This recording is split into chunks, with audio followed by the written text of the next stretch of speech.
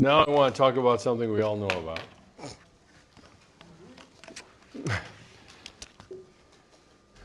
And part of the reason for this is that we choose comfort and happiness over discomfort and growth.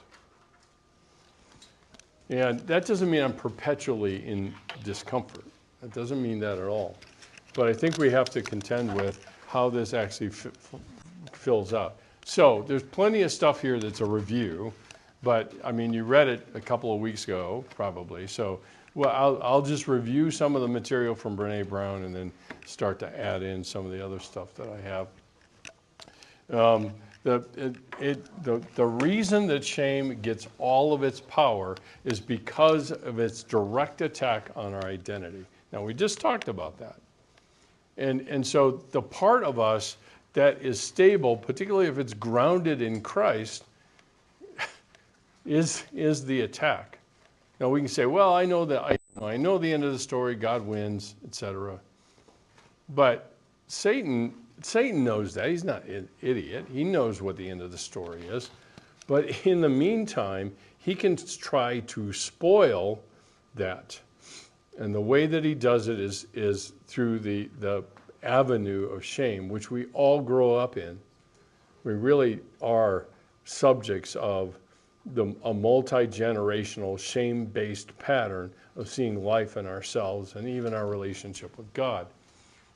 So it is a very convenient way to change other people's behavior because they're carrying their shame around, and to change and protect ourselves. Shame actually protects us.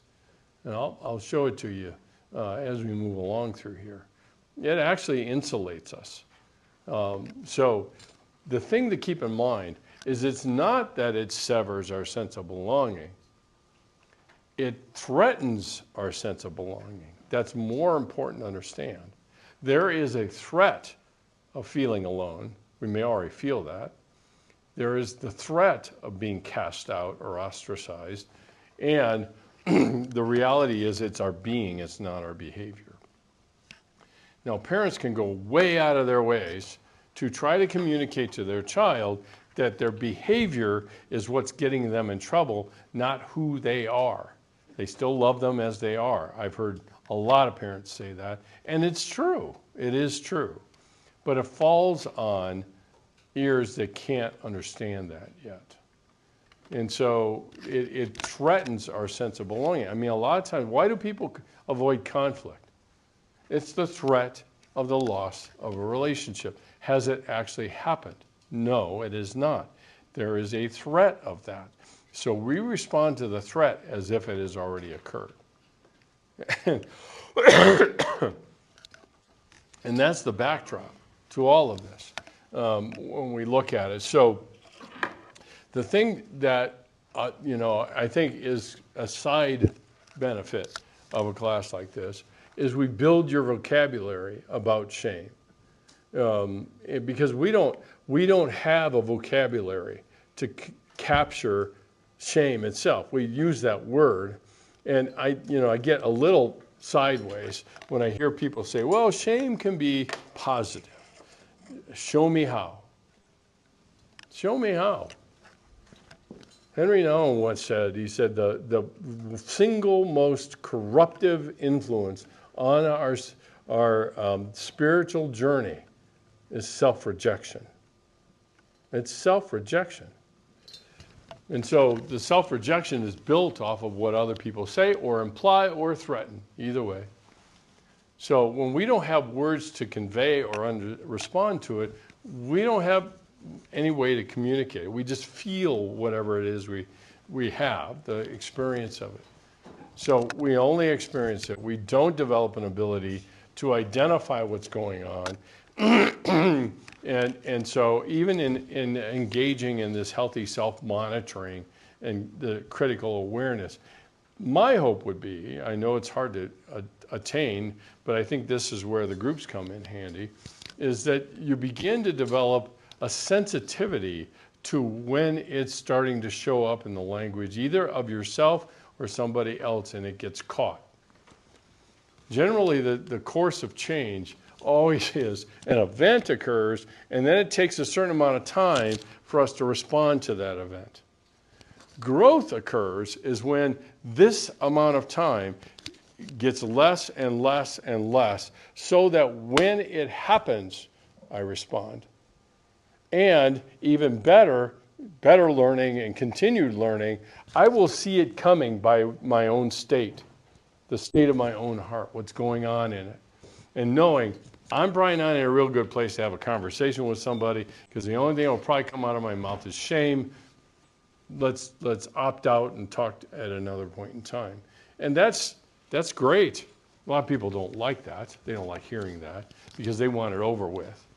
And that's really not a means by which to undergo or handle conflict. So we need to develop a vocabulary around it. And not only what it feels like, but what is it?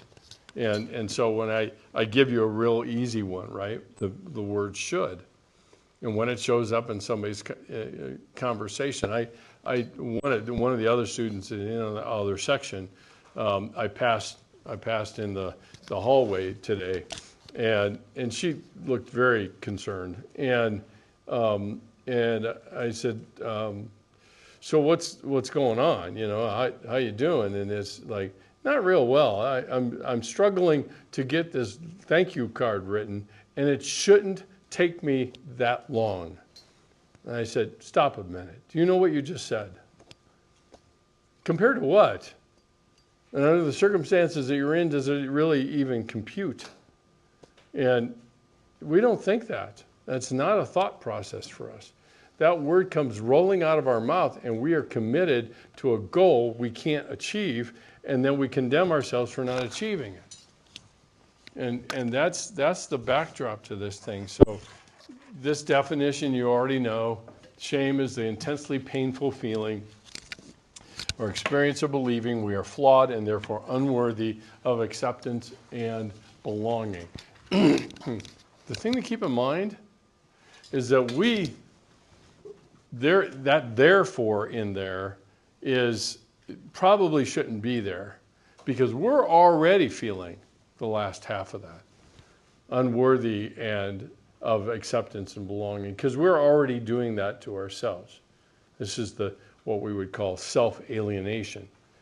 So the embarrassment, the guilt, the humiliation, the shame, they're all very different, and yet we experience them identically because we don't have the words to convey what that is.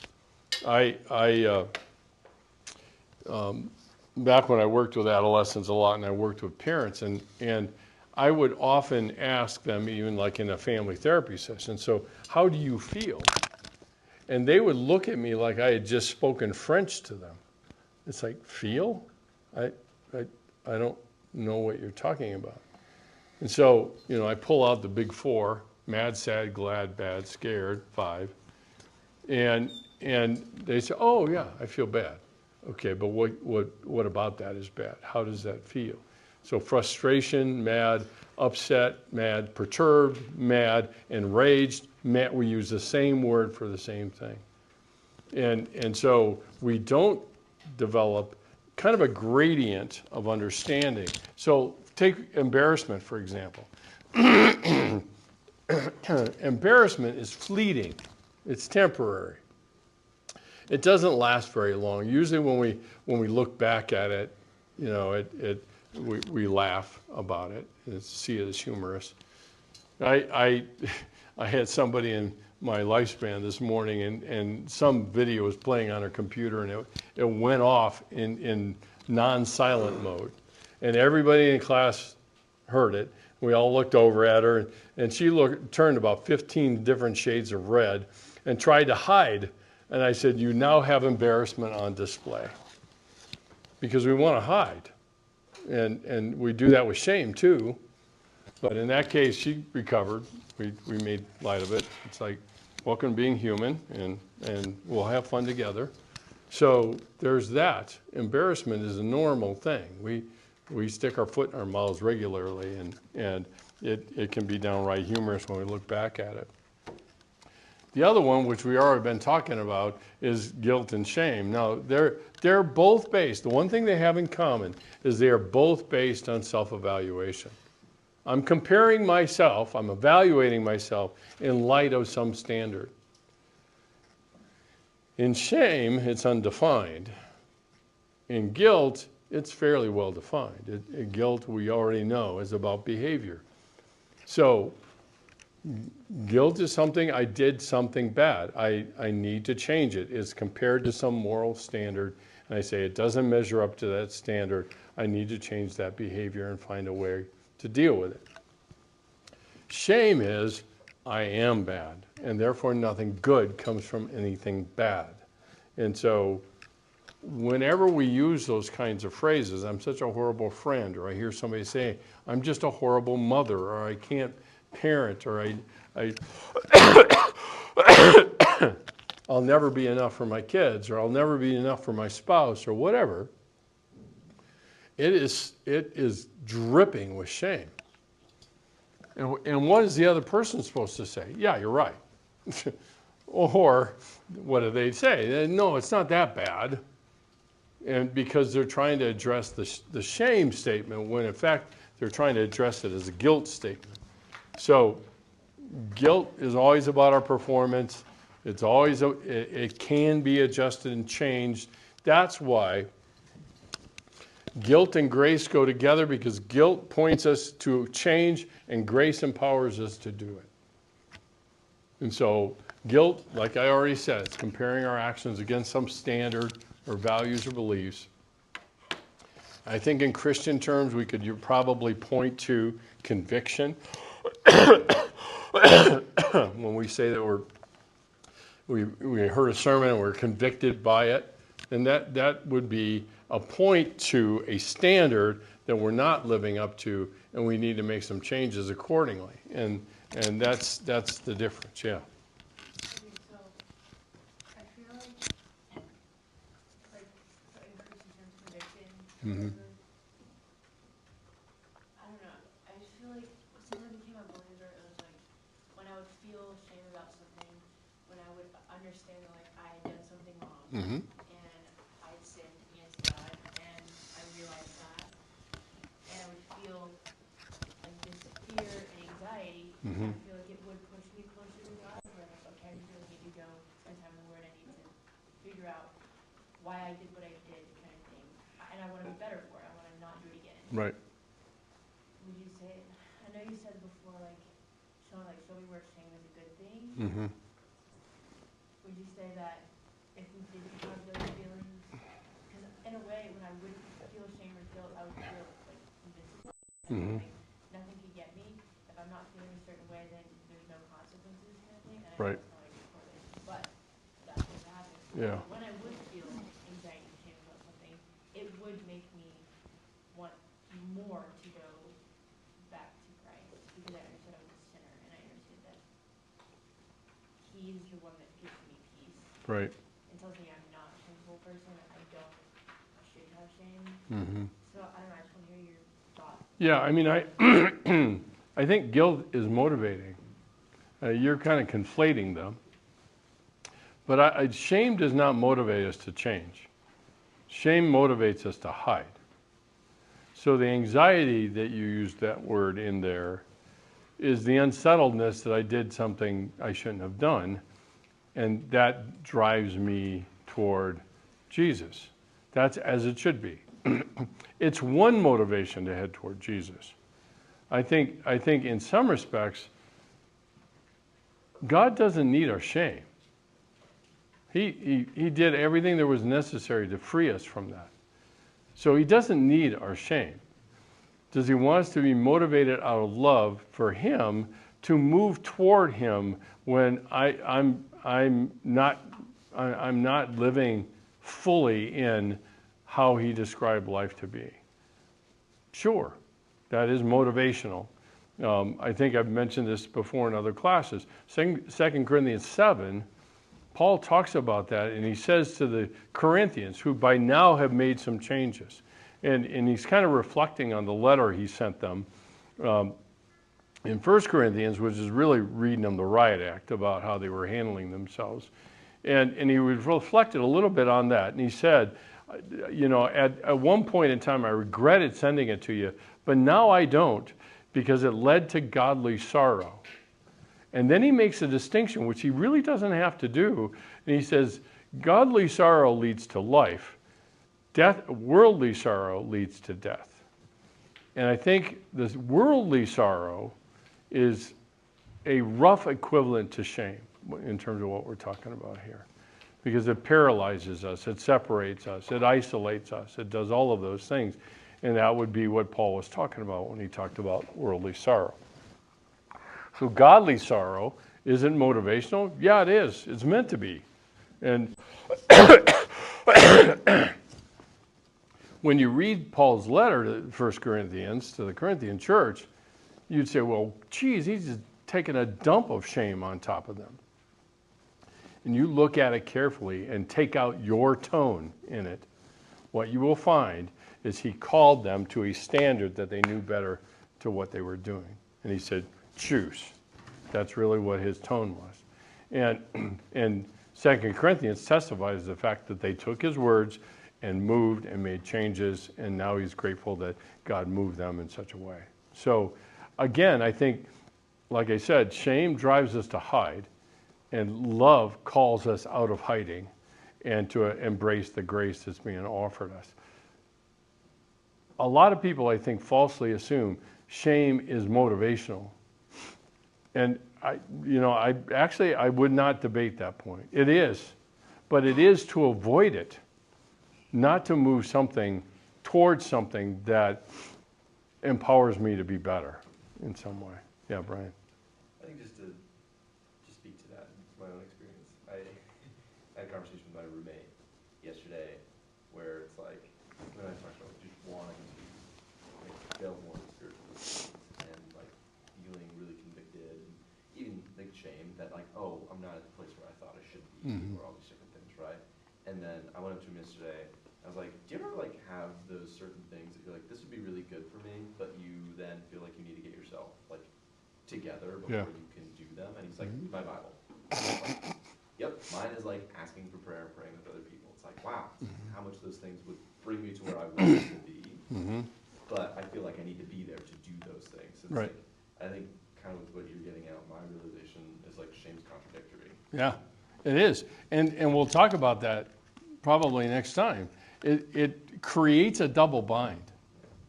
And so do and don't at the same time. Yep. And that creates paralysis in us unless we can find a way to disentangle the double bind. And there is a way. I mean, grace is part of it, but there is a way to untangle that thing. So,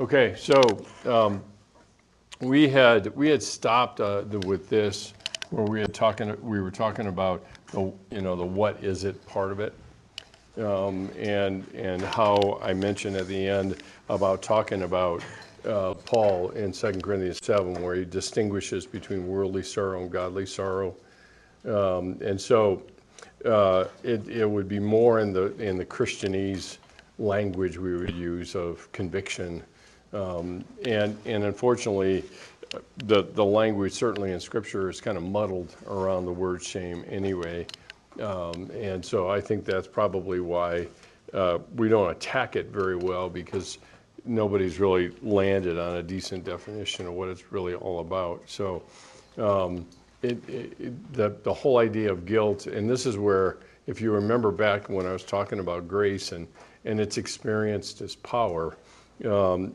grace gives us the power to make the changes without having to pile on with a bunch of shame about what kind of failure I am, or I should be able to do this by now, and things like that. There are so many embedded things in our language that we don't pay any attention to.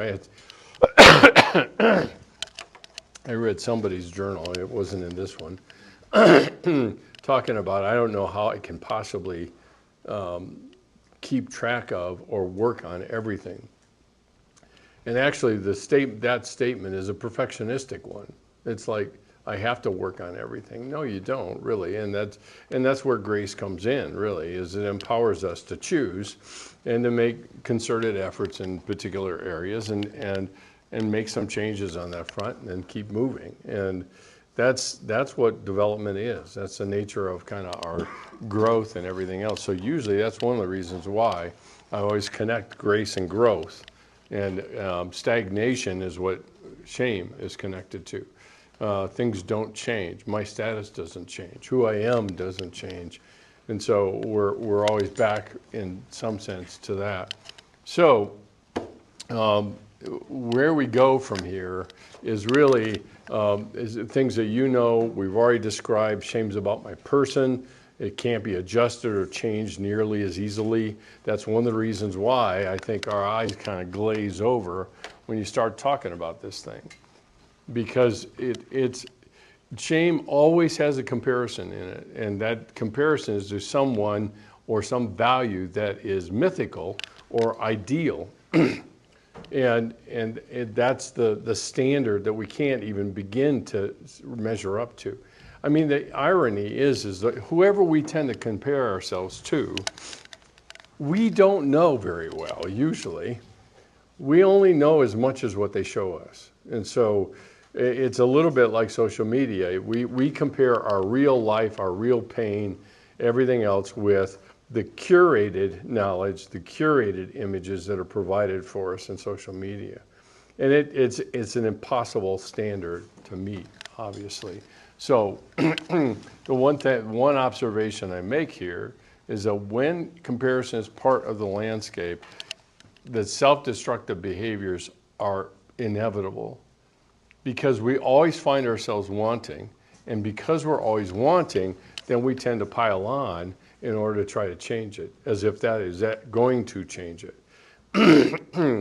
So, when you look at, for example, we were talking a little bit about social media, when you look at the self-harm, self-mutilating behaviors in young women, young teenage women, what you see is a hockey stick.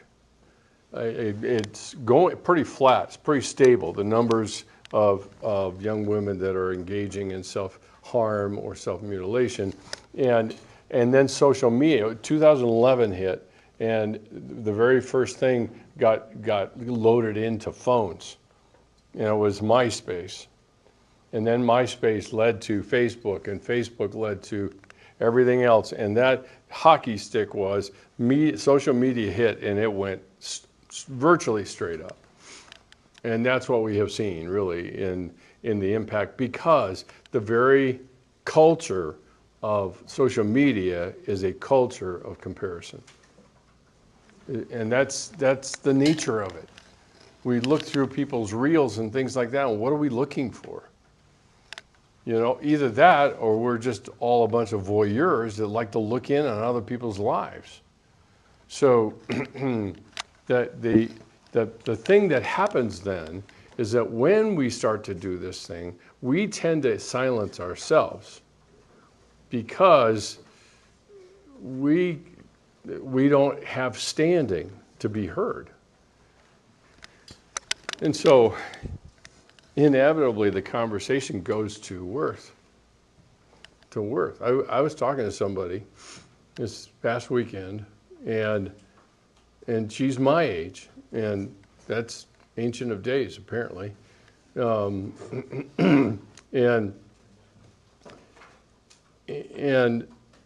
her entire life was built on comparisons.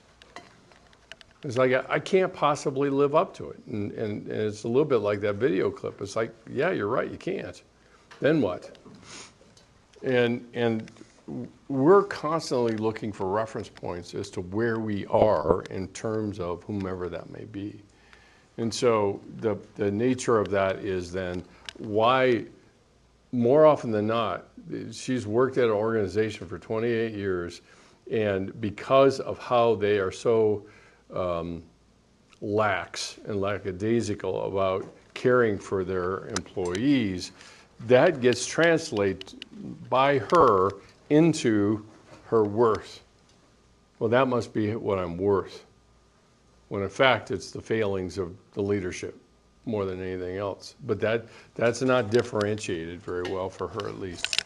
So shame is always about our person. It is about exposure. As a matter of fact, it's not only exposure, it is the threat of exposure. And so masks are pulled off, judged and condemned parts are seen and exposed. One of the biggest challenges, which you no doubt will all feel when we get groups going and away from the dock, is that there oftentimes, what I've heard, that there is this mixture of excitement and dread because of going into something like that, feeling compelled to do something when you don't really want to. And I'll be the first to tell you, Saxby probably won't. But I'll be the first to tell you, no one, at least in my group, is ever going to get their arm twisted to talk. I will never do that. Because you're big enough people to take responsibility for yourself. And if you choose to not talk, so be it. I'll take you where you are. And whether I believe, which is a whole nother matter, but whether I believe you should or you shouldn't, it's irrelevant. I have designed these classes very, very intentionally to push on that arena. Because if you're not pushed, you probably won't move into growth. Now, there are plenty of people that resist it. Remember, we were talking about status, the safe people, unsafe people, the people who want the status quo instead of actually changing. And why is change so threatening? Because we risk doing it, quote unquote, wrong, as if we can. And so there's always that part of it. It's about feeling like the outsider. Feeling, and whenever we feel like we're the outsider, we preemptively self-loathe. So we hate ourselves before other people can hate us. Now, whether they do or not is a minor detail. Because if they don't, actually, if somebody is tenacious enough to care about you, to care for you, whether you are nice or anything like that, then you're confronted with a dilemma. Because either they're right and you're worth being cared for, or you're wrong because you're not. And that means then you're going to believe you over them. Which, taking it one step further, means when somebody says something nice and communicates your worth to you, you basically are saying in your head, if you knew me the way I know me, you would never say that. And the bottom line is, you're a liar. We would never say that to anybody's face, but we sure act that way.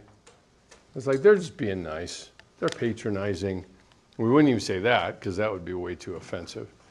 But we act that way when it really comes right down to it. So the humiliation, remember this is part of that list that we looked at. Guilt and shame and humiliation and embarrassment. Humiliation is taking what is ever internal and moving it to the public domain. And so, like Donald Klein says, people believe they deserve their shame, but they don't believe they deserve humiliation. And that's the public domain where that comes out. And of course, that kind of signals the kind of people we're around as well when it comes right down to it. So there are a variety of this that you've already read about, you're familiar with. The one thing that Brene Brown does not address, and that I think we have to address, is how do we process this in the context of just being people that are Christ followers? How do we process it differently than other people do? And that's bad enough as it is, but it's very much a part of that. So how do we experience it? The thing I want you to realize is we experience it in a very layering sort of way, okay? So we experience it who we are, who we're supposed to be, how we're supposed to be, and what we're supposed to be, okay? Those are three different layers that we interact with here. So the very first one, who we should be, there's an extra layer here for a lot of Christ followers and Christians because this standard of Christ-likeness. And I've heard other people, I heard it even in the sermon I heard this yesterday. It was yesterday. And that was representing Jesus. That's a really heavy burden for flawed, broken humans. Because that may be the only Jesus that people bump into. So there's an extra layer here of how do I become Christ-like? And probably the better question is how would Jesus behave? How would Jesus think? What would he say given your life? Not his life, but your life. What would that look like? And how does that actually work? Because way back in the day, we had, reminder bands like the one I wear, and it had WWJD on it, right? What would Jesus do? And probably the better question is what would Jesus say? Because I think that betrays how he thought. And what he said betrayed the nature of his heart. He was roundly, castigated and caricatured as a general rule. That was the only way people could really interact with him. So this whole idea of being above reproach, we can do what we can do. And that's a valuable standard. At the same time, it ends up being an impossible one that we can't possibly meet in any given time. So being above reproach, representing Jesus, all of these are phrases that say something about who we should be. And so when I don't measure up to that, or I blow it, and I'm not very Christ-like, or I'm not representing Jesus, then what? How do we react? What words come roaring through our heads when we do that? Another one of who we should be is different for men and women. I think we're all very aware of differing standards in terms of behavior and dress and conduct, everything. And so there's that part of it as well. So who we should be, not only the layer in terms of representing Jesus, but also who we are, who we are as men, who we are as women. What does that look like? And then what we should be is what is being a good little girl, or what is being a real man, or what, all of these terms we use that we love to throw around and never define them. And I think we vastly underestimate how much impact it has on us of what we've seen in movies and other places in terms of these definitions. So all of that is a part of the landscape of, how we should be, who we should be, what we should be, and obviously the last one down here is how we should be, which is a conduct thing. How am I supposed to behave? And generally we gravitate to perfectionistic standards about that. We don't gravitate to grace-based standards, which would allow making mistakes and not doing it quite right or anything like that.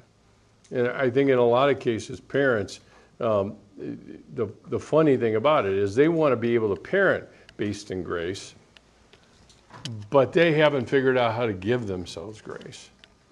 So they will pass along what they believe, not what they've been taught. That's what happens with kids. That's just the nature of how kids operate. They're watching all the time, and they're making conclusions all the time within that. So how we experience it is not only these layers that we go through of who and what and how and all of that, but it's also just downright fear, because that's at the base of all of this stuff. Is it triggers the very thing that we were designed for, to withdraw from aversive stimuli of some sort. So we're wired to withdraw from things uncomfortable, but we're also wired for connection, which means that we end up coming across pretty ambivalent. because we long for connection, but then we get afraid of the lack of connection, the fear, the being exposed, all of those sorts of things. So whether that's ridiculed or diminished or flawed or being exposed jeopardizes our connection with people. So what do? We look like everybody else, just enough to fit in, but not enough to allow us to maintain some level of individuality. So the interesting thing I think to pay attention to is we're constantly interacting with our world. Y'all are familiar with the word troll, right? We're constantly trolling our world to know we're okay. And that's people and how they interact with us and the nature of the eye contact they make or don't make. All of that is really kind of absorbed without really evaluating it, but ultimately it just simply adds into the fear that we experience. So we may not, as I said before at the very beginning when we started talking about this, we still lack the vocabulary to identify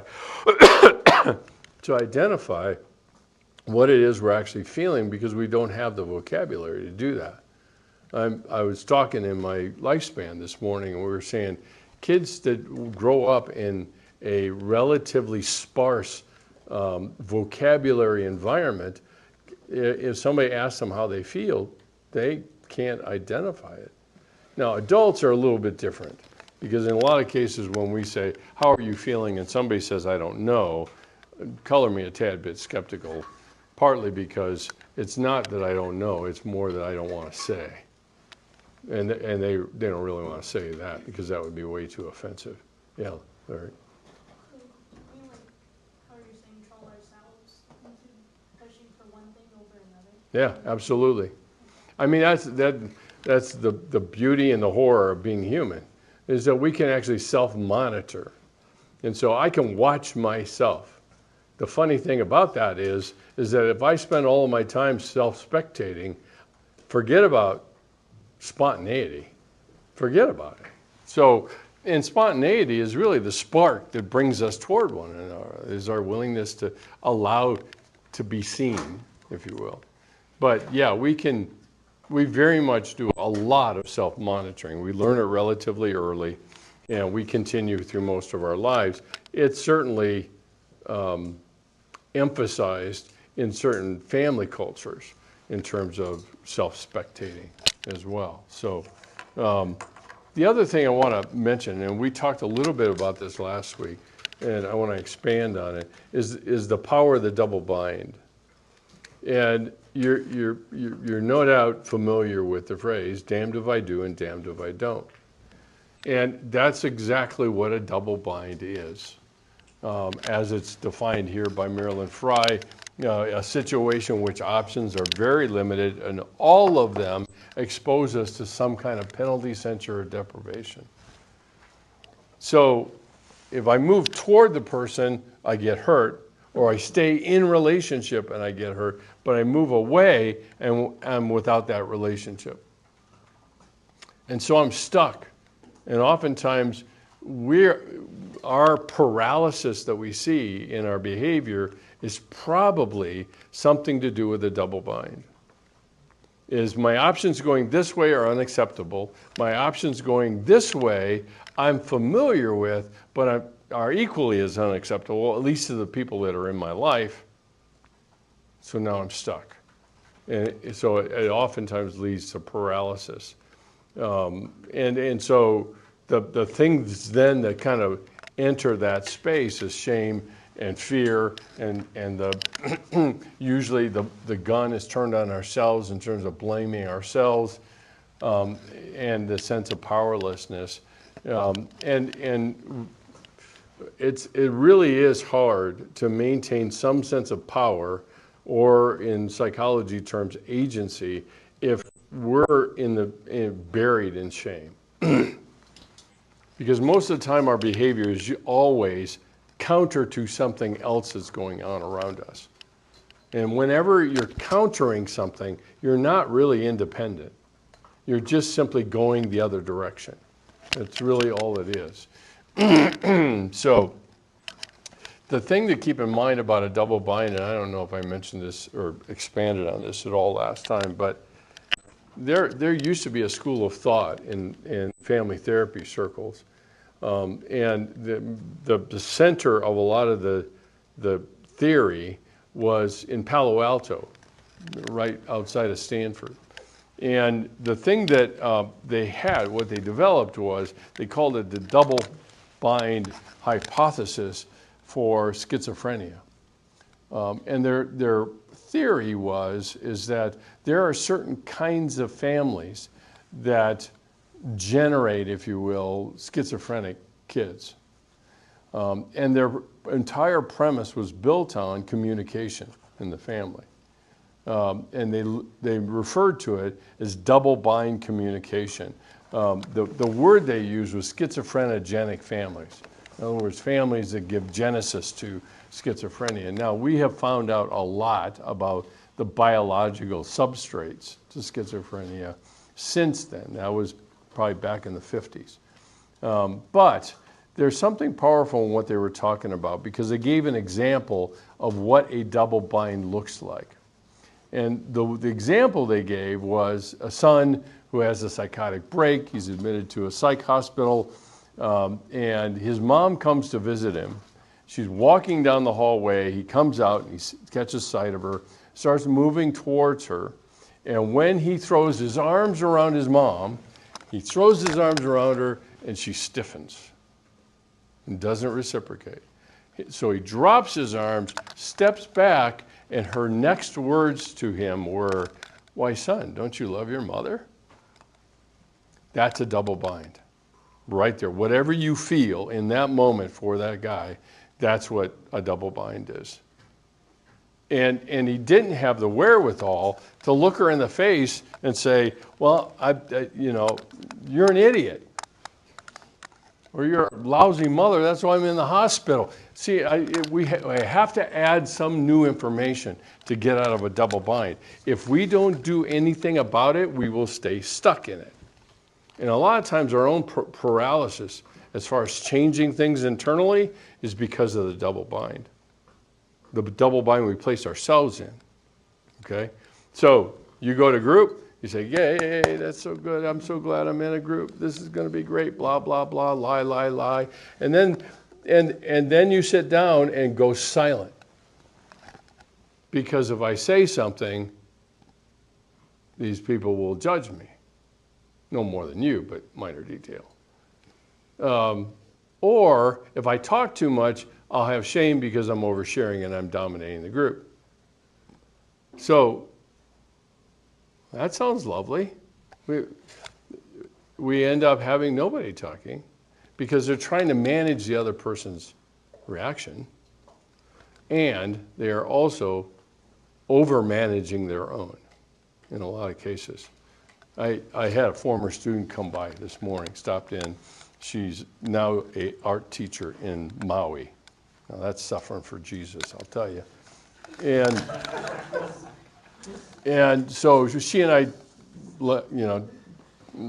talked and caught up a little bit. She had been in my classes a lot before, and she said something to me about a guy. She was going to go have coffee with a guy, and it's mildly dangerous to say stuff like that to me, because she said it and dropped it and was like, "Oh yeah, that's right, okay." And then she got up ready to go, and I said to her as she walked out the door, well, she stopped in the door, but as she was walking out the door, I said, "Withhold judgment until you're done meeting with this dude." And the first words out of her mouth were, "I probably shouldn't have told you." And I said, "Well, that's a great way to manage my response." Sounds great. Hmm? I agree with her. I feel like that every time I say something, I'm like, "Oops, shouldn't have said that." Yeah, which robs people of the opportunity to speak into it, which she was there for in the first place. Minor detail. You see? And I'll remind people of that. It's like, I don't want to say that. Why? Well, I have had more people than I can count say this. I've been in enough of your classes, I know you will have something to say about it. So how do you silence me? Amen. Right there. You silence yourself, yeah. Because isn't the irony of that, the double bond of like putting it out there, because like you like want someone kind of to know and like speak into it, but then like when they do, you're like, actually I didn't. I didn't want it that bad. Yeah. Yeah. Because I feel like that's a lot of the case where it's like, maybe I'll like subtly put it out there. It's like, maybe they know, but they won't like say anything. And when they do say something, it's like, well, I didn't want you to say anything, even though I wanted you to know. Yeah, I'm never cooperative with that agenda, ever. Yeah, anyway. Also kind of paired with that is the idea of when you're in the double bind, you then just drop all of these hints alluding to it, addressing it, so, because it feels more comfortable if you bring it up to me than me bringing it to myself. Yeah, theoretically. Theoretically, and then, yeah, then you're in a meeting with you and you're just, So why don't you just say what's on your mind instead of alluding to it? because, I don't know, Yeah, you do. because it feels better if I don't bring it up, because I don't want to bring it up. I'm glad we got that settled. Okay, wait.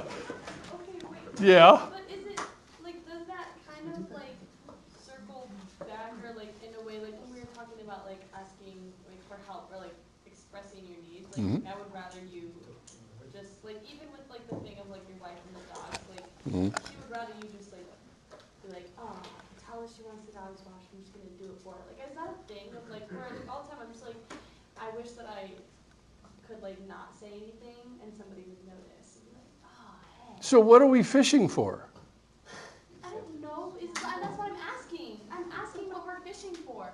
Sorry. I'm sorry. I'm sorry. Okay. I was thinking about this last night while I was writing my journal. Because I'm gonna start talking to you. I'm gonna stop. Because it's like, Yeah, well, I just have to wait. I just have to pause. I need to stop. She continues. it's just like, what are, no, I don't know. You can just answer. Because You can just, what are we trolling for? well, Huh? yeah. Yeah. That's what I was gonna say. I was just gonna scared that you were gonna say something like really insightful. It was gonna make me feel horrible. I never say anything insightful. We are fishing for somebody to know us, but we don't want to ask them to. Yeah. It's manipulative Why? because they don't get to choose openly. My wife could say, hey, the dogs need washed. And I could, I'm not that stupid, but I could say, I don't have time. I don't have time. And you know what will come out of her mouth next? You want to guess? I should have never said anything. Yeah. Great martyr. Yeah. Like if you know that your wife, like that would make your wife happy, and like it would just be a help to her, like.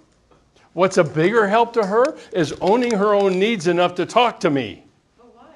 But why? But sometimes it's hard. I'm not denying it's hard. I'm human too. I'm awful at asking for help. So isn't it kind of nice if somebody just helped you out with having to ask? If someone's just like, hey, I kind of noticed that maybe you need a little help here, and it's like, wow, that's so nice that you noticed. Like, I can't believe you noticed. It is so manipulative. It is so manipulative because you don't own your own needs enough to ask for it. You want somebody else to define it, and then you count. Don't read my journal. Yeah, Levi. So to kind of put it in different words, it's like we're wanting the benefit of vulnerability without ever being vulnerable. Well said, sir. Well said.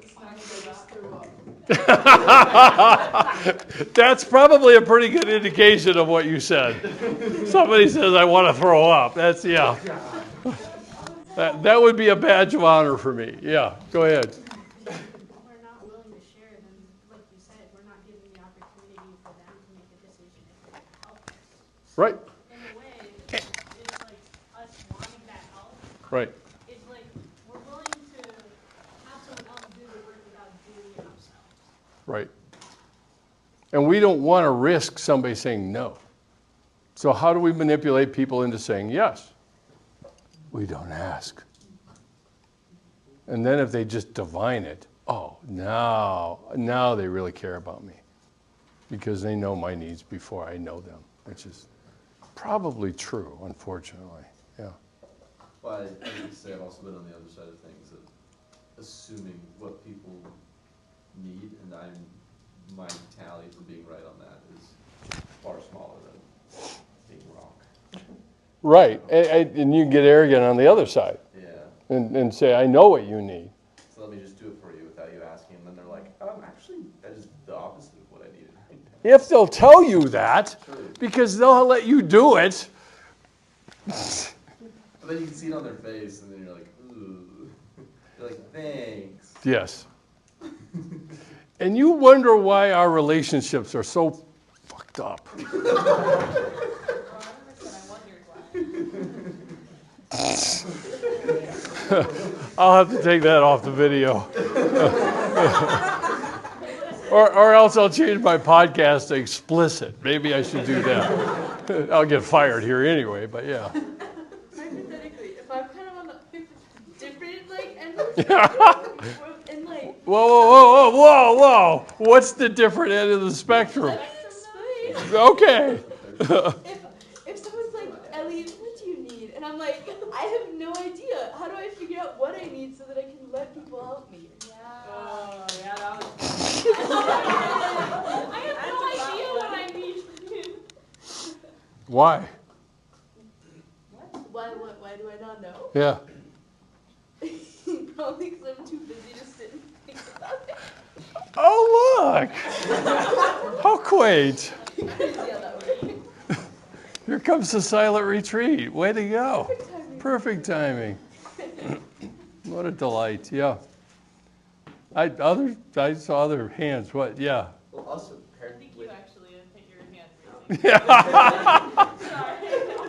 What is that, Manny? Tell her to come and just talk. but also that, like, saying I don't know what I need is a cop-out for the fact that most times we do know what we need, but we think it's too big, so it's easier to say we don't know, because what if it's too big for someone to help us? So then we're just sitting there in that like, oh, I need a lot, but I can't say any of it. Correct. We're worried it'll be too much for people. Which we never check out. Yeah, we never It's say too it. much for us, but therefore it has to be too much for somebody else. Then you think about what you do for other people, and you're like, wow. Yeah, Larry. Would denying help be another way of like self-monitoring? Because, Denying? yeah, like trying not to share your own problems because you don't want to burden them, but that's also blocking them from helping you. Or even just saying no to helping. They could. I mean, we're not willing to take that risk of somebody saying no.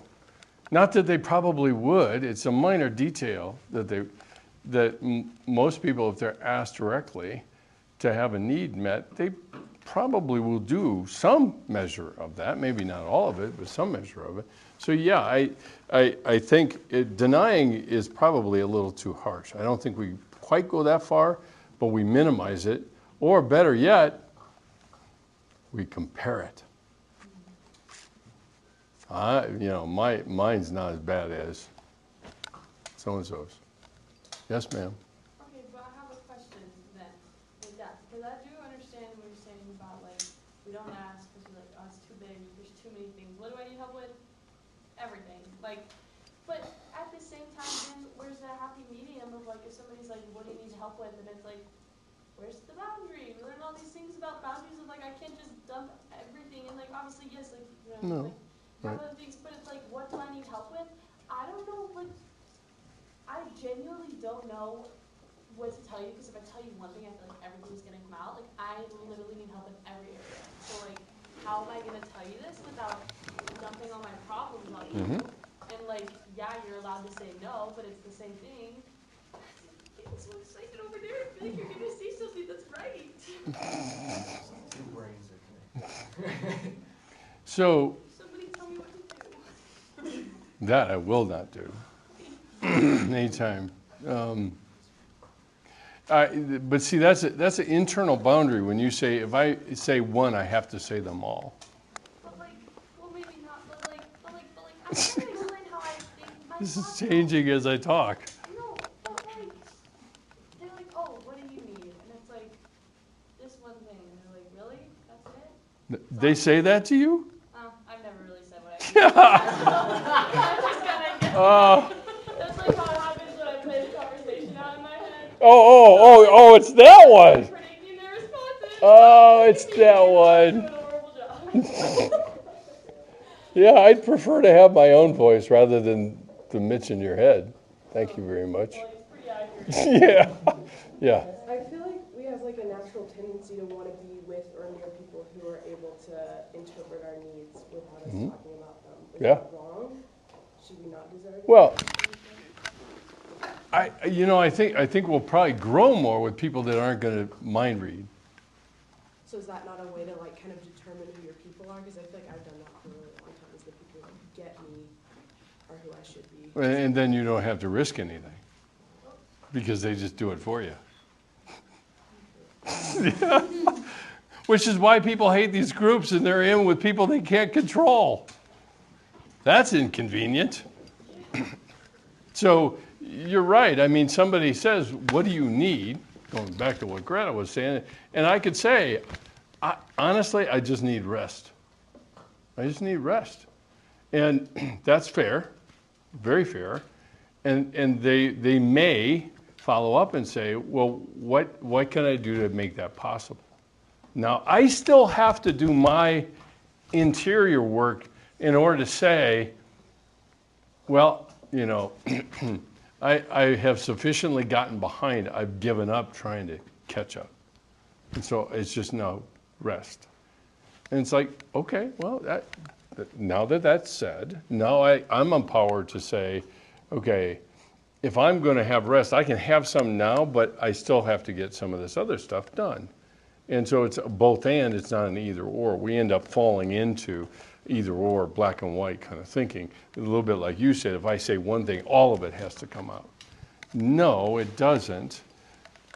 We're afraid we're going to overwhelm somebody. I will tell you that most people are not nearly as overwhelmed with what you share with them than you are with yourself. So again, Lyric had used the phrase about being a burden.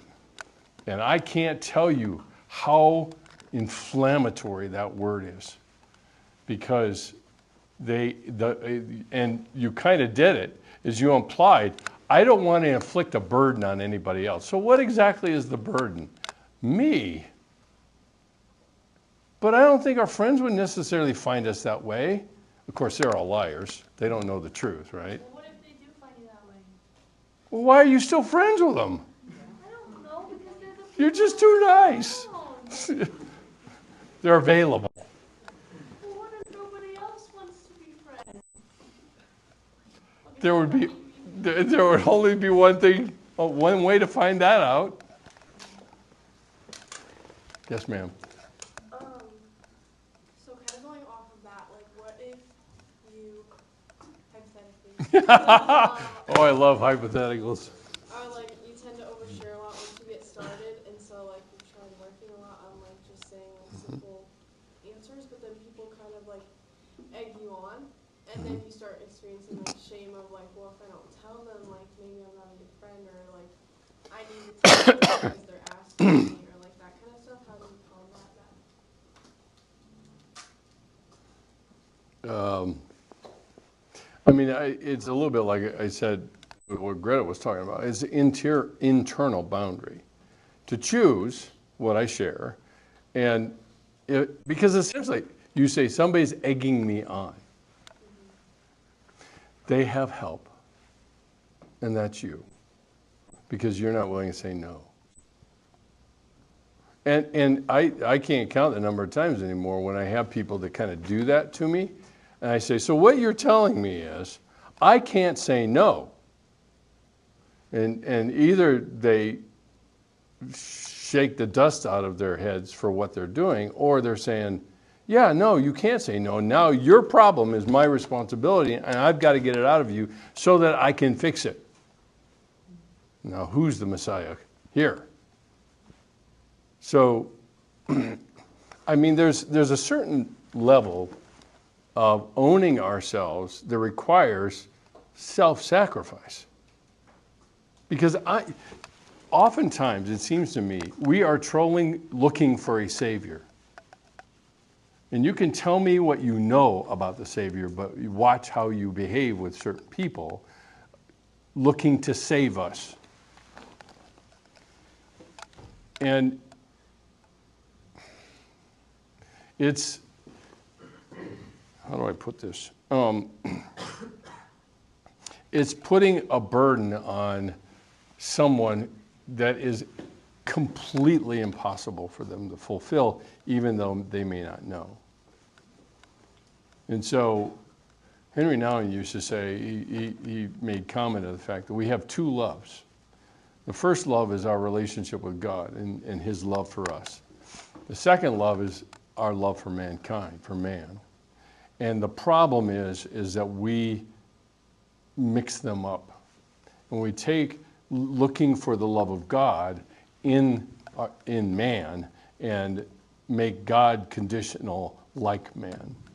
And it muddies the water about the love that we have or feel. And so I think the challenge always starts with me. It does not start with trying to manage somebody else's behavior. Now, you can poke fun to make a point, like, the last I checked, I have one Savior. I don't need any more. And that's a snarky way to kind of remind people, look, I really appreciate your willingness to help, but I'll tell you what I need help with, and then the other things I need to kind of work out on my own. So the egging on is kind of a diplomatic way for people to not take no for an answer. And you remind people of that, and they'll say, oh, no, of course not. Of course you can say no, until you say no. And then it's like, well, just be that way. And we've got our little martyr comments that come up. And somebody says no or puts a limit, and then we go one down and say, well, you didn't want my help anyway, so I don't know why I asked. Or things like that are still, the manipulation continues.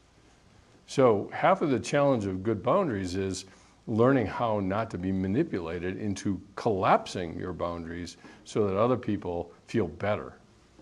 I mean, I have a meme that I ran across, and I printed it out. It's on my office, and it says, does that shock you, Carolyn? And it says, I don't have to burn myself down in order to warm other people. And a lot of times I think that's what we often do. Yeah. I think in my experience it comes to like expectations, but spoken versus unspoken. And I had a friend my freshman year who said something fairly profound in the sense of like, it's sad how much we give up for the sake of awkwardness. Mm-hmm. It's like we should just like say things. Like even just like practicing, somebody says something to you and it seems like they're getting into something, it's like, you don't have to get into that, but if you want to, the space is available. Yeah, right. Because saying the things that seem obvious, but to you, but probably aren't. And then like being able to say those things. I recognized even the other day when my friends was like, you mentioned that, like, what was that? And I was like, actually gonna keep that between me and that person. It wasn't a thing about them, it's still a thing about me. Right. But it was like, I think that's gonna be with me and them. And so it's like the communication of, here are my verbal expectations, not just my like internal ones. Right. And just like saying them, even though they seem awkward, even though they seem obvious, they're not. They are not. And I can't tell you how many relationships run aground because of unspoken expectations. They're not communicated, but they're still expected. And it's your job to know what they are. And I get a little sideways with people with expectations because it's like, talk about it, that's a double bind. I'm being asked to live up to something that nobody has told me what it is, but I'll still try, which is a losing battle. And then they can say, see, you didn't really care anyway. The example I like to think about with that is like if I have people over and like they're making like tea or food, like there's this strange expectation that they'll at least ask to clean it, even though if they go up to the sink and start cleaning it themselves, they'll be like, no, what are you doing? This is my apartment, like I'll clean it for you, right? But then if they just like go in and like put it in the sink, I'm like, really? They're stuck either way. Exactly. Talk about a double bind. No, Right, I didn't think through that. effective too, but yeah. Jeez. All right, let me do one more. The whole idea of personal power and power over. Brown, I think, I don't know if she talks about it in these books, but she talks about power against and power away and power over. And power over is probably the most insidious form or hidden form. I'll define who you are and then make you believe that that's how you define yourself. And that's the kind of within the conversation. The only real response, and some of the things that we were talking about, is reclaiming our own personal power. It is not a zero-sum game. If somebody has power, it doesn't mean I have none. It truly is, I have to reclaim it as my own, and that includes power over me, over my emotions, over my information for that matter. And the challenge you will face, even in the groups, is the information that you hear in groups, maybe not initially, but eventually, are ones that it is not your information to give away. And so you have to be the defender of whatever information is said in the group that you're in, stays in that group. And the more people collectively enforce that, the better the group will be, because people feel increasingly safe as a result. And we know when we're around people that really could probably undo us pretty good. And yet they don't. They don't use it against us. They treasure it because they understand the courage it takes to speak something like that. And it's a remarkable thing to see happen amongst people. And inevitably it shows up time and again. So being clear about personal power, what's mine and what isn't mine, not only internally but also externally in my relationship to other people as well. So, all right, any other questions or reactions or anything? Oh, we still have the candidates of shame. We got to get to those. Okay, I'll see you in a week if you're not in my group.